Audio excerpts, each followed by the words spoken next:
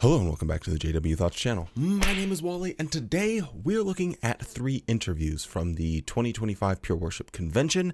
Interviews are always a bit interesting. These are just testimonials from Jehovah's Witnesses telling some of their stories, and these ones, I got some things to say about them, so we'll get straight into them after YouTube stuff. So quickly before we get into it, don't forget to drop a like on the video. It helps it get out to more people on YouTube, and I very much appreciate it. Also, consider subscribing. I do have a goal of hitting 45,000 subscribers by the end of the year, and each one of your subscriptions will help me get there. And yeah, thank you very much. I'll keep doing my part to put out as much content that's reasonably high quality as I reasonably can do. And yeah, just make sure you're subscribed and we'll all get to that goal. Well, you won't get to the goal. It's not your goal. I will get to my goal. It's my goal. I'm not trying to make this parasocial or anything. Like, come on, everybody, let's get to our goal. No, it's my goal, but you can help. Anyway, with all of that, let's do the intro. Holy.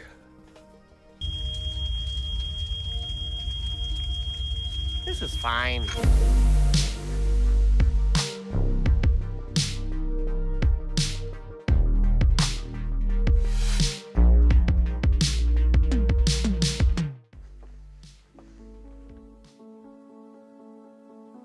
I always wanted to use my youth to please Jehovah. But I was also concerned about being able to care for my parents and my brothers financially. In the country where I grew up, a common goal was to go to university, to get a good job and look after your parents. I decided to enter the full-time service and not to go to university.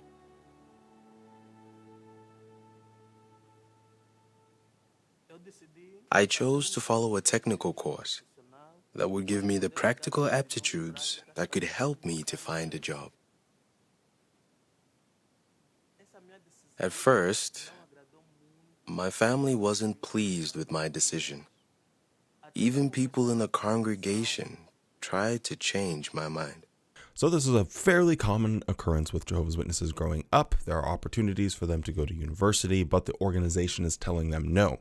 Now, I think what's going to be a bigger problem for Watchtower going forward is that there's going to be generations of people who listened to Watchtower's advice, didn't go to university, and the end didn't come. And now that you have those people still in the organization, I think they're going to have some more nuance to Watchtower's suggestions, because at the end of the day, for the most part, they are just suggestions, recommendations, and they might be telling young Jehovah's Witnesses, hey, you know, they kind of told us the same thing. Hell, they told my parents the same thing. But you know what? We're still Jehovah's Witnesses, and we kind of wish that we went to university. So it might be a good idea to pursue some type of education like that. So anyway, I guess we'll see how that goes forward. But I think with Watchtower trying to respond to this, like, what do you do with this dilemma? You've been telling people that the end is right around the corner. The end never shows up. You're also affecting their future by telling them what kind of career and education decisions that they're going to make. And I think in order to drive the point home, they're going to get very desperate in finding ways of trying to manipulate people that actually not going to university was the best course. And that's exactly what's about to happen.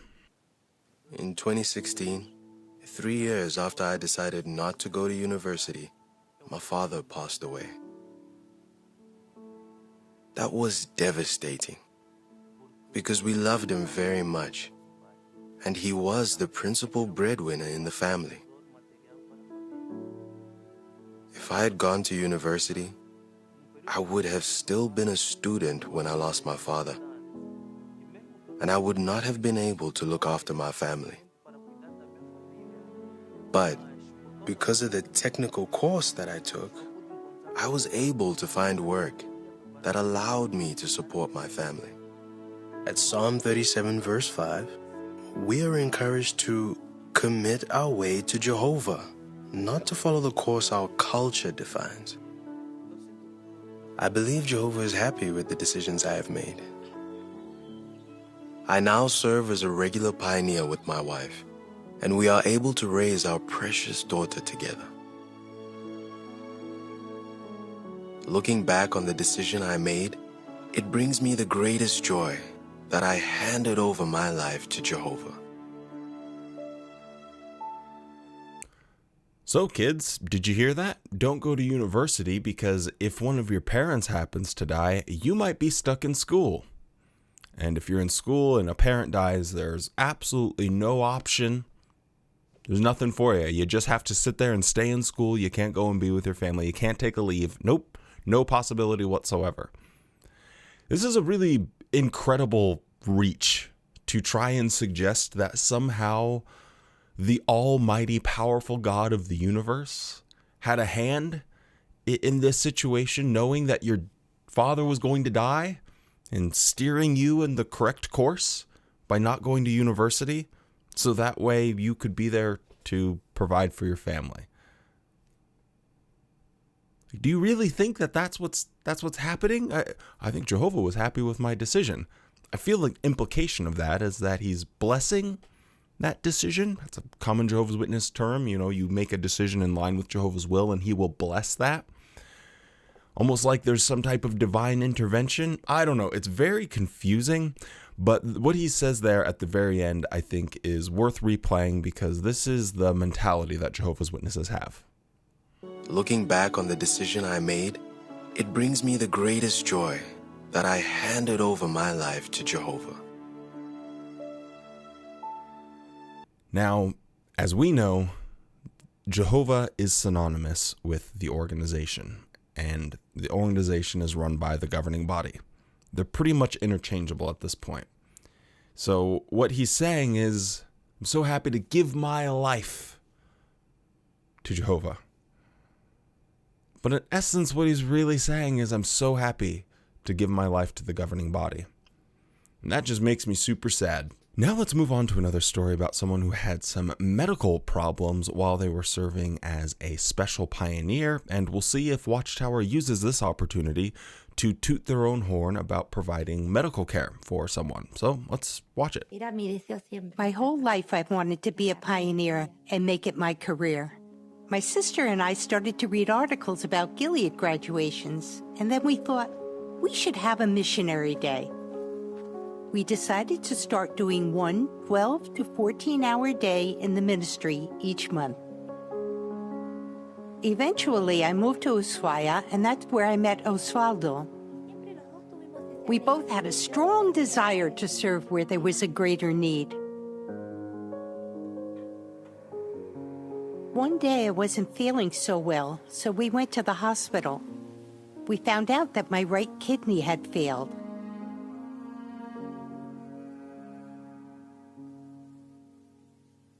But little by little, my health improved until I fully recovered. We were able to serve where the need was greater, even to the point of being appointed as special pioneers, which was a dream come true. We served for 10 years. Everything was great until one day I started to feel that something was off. So we decided to go to a specialist, and that was when I was told that I had stage 3 kidney failure. The first thing I had to do was accept the new limitations brought on by my illness. But we still have one Saturday a month that we call a Marathon Saturday. Our day starts at 8:30 a.m. writing letters. Then we meet for field service with the congregation at 10 a.m. After lunch, we preach in a seldom worked territory until joining the congregation for field service to wrap up the day. I absolutely love the ministry. I wish every day were a Marathon Saturday. 10 years as a special pioneer. Now, I don't know this for a fact. This is me just putting in the old tinfoil butt plug, but I truly believe if Watchtower, the organization, had provided her with medical care, or they had paid for it, they would have used that opportunity to make sure it was in the script. Hey, don't forget to make sure that you tell people that the organization really took care of you. That's just, I feel like that's something that they would do. So I don't know this. We couldn't know it. We'd have to ask her. We'd have to track her down. But I'm going to just hazard a guess that that's not what happened. So what are we to make of this? You have 10 years serving an organization or a company that doesn't provide you any retirement, doesn't provide you any pay, doesn't actually give you any medical insurance, anything. And then you have this horrible thing where you have kidney failure. Ultimately just changes the trajectory of your life. And you're just left to figure it out on your own.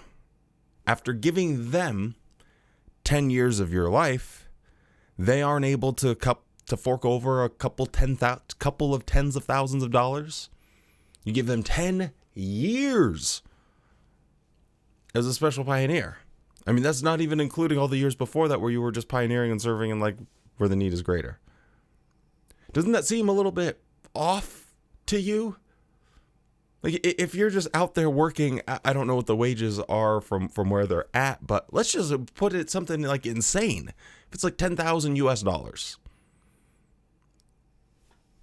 It's $100,000. You can't fork over $100,000, Watchtower, to make sure that this lady is taken care of and that this isn't also a financial burden on their family on top of the already physical burden that she's experiencing. She gives the best years of her life to you and hey, thanks. Now, the other aspect of this is they are always so quick to talk about their successes in the ministry when they've had them. Oh, man, we were able to do this, but we started 5 congregations. We had 200 Bible studies. And there's always a picture. These are all the people that we've brought into the truth. There was none of that. So was there no results for all of this hard work that she put in? She spent the best years of her health serving Watchtower because she was told that it's the most important work that could possibly happen on planet Earth.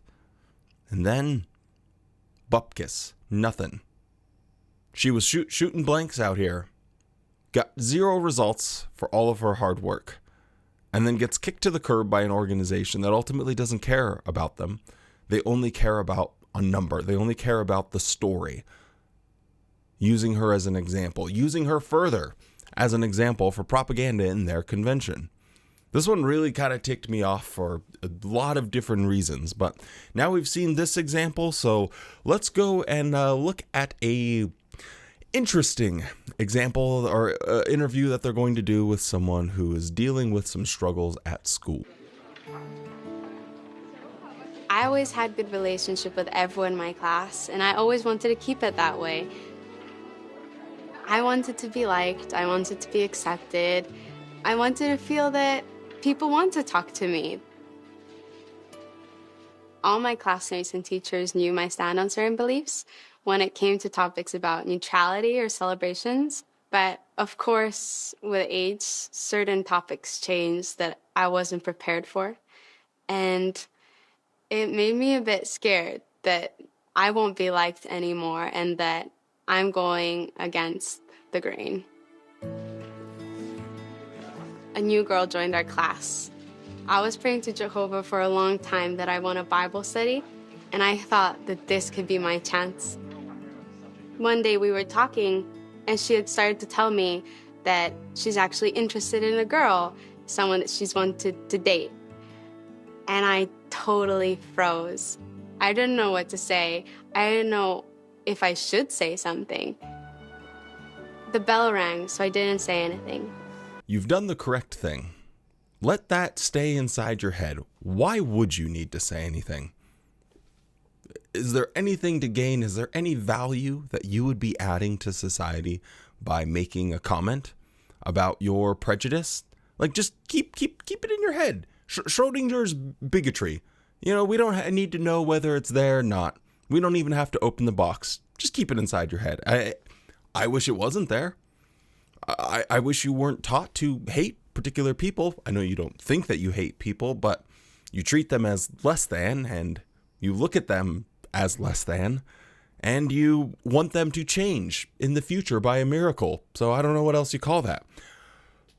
But you don't have to say anything. Just keep it inside. That's the worst case scenario is or not the worst case. You know, the best case scenario in here is because, you know, I can't change what you think. You're free to do whatever you want. You know, I wish you didn't, but however you're going to think with your little noggin, I don't really care. I guess it's your time. Do what you like. But you don't have to go around and like preach the good gospel about how gays will be changed in the future if they only become Jehovah's Witnesses. Just shut up. No one needs to hear that crap. Oh, golly.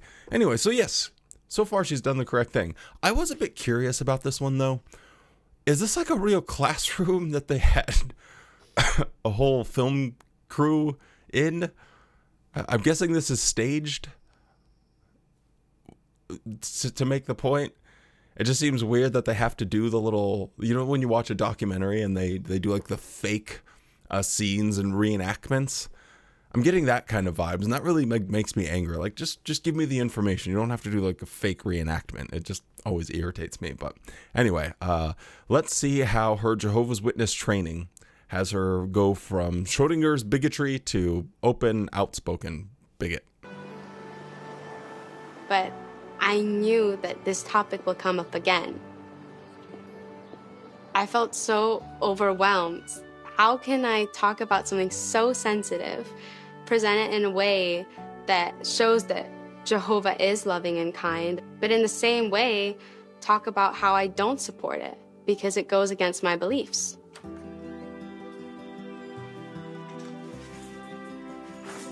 So I prayed to Jehovah for him to give me wisdom.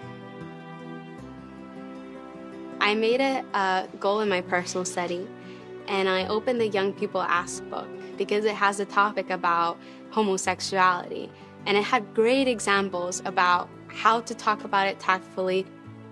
And I wrote them down and thought, how could I formulate it in a way that I would say it naturally? So not too long after that, a girl from my class comes up to me and she's talking about this new couple in the school, and she mentioned that it's 2 girls. Only this time, I wasn't too shocked, and I was prepared. She said, "You're one of Jehovah's Witnesses, right? So you don't support homosexuality. You hate them, right?" And I calmly explained to her that she is right that we don't support homosexuality, but that does not mean that we hate the people. The Bible doesn't approve of smoking either, but most of my class smokes, and I never ignored them or disrespected them. And it's the same in this situation as well. I saw that she didn't agree with me 100%, but she wasn't upset, and she did listen to me, and I saw that she was thinking it over. And we continued to talk after that.